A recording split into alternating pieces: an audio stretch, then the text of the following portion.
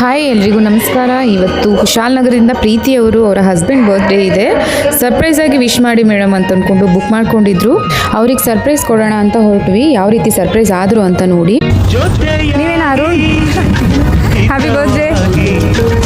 ಸೇರಿ ನಡೆವ ಸೇರಿ ನುಡಿವ ಜೊತೆಯಾಗಿ ಹಿತವಾಗಿ ಸೇರಿ ನಡೆವ ಸೇರಿ ನುಡಿವ ನನ್ನ ಬದುಕಲ್ಲಿ ನೀ ಎಂದು ಬೆಳಕಾಗಿರು, ನನ್ನ ಉಸಿರಲ್ಲಿ ನೀ ಎಂದು ಉಸಿರಾಗಿರು, ನಿನ್ನ ಬಿಡಲಾರೆ ನಾನೆಂದಿರು.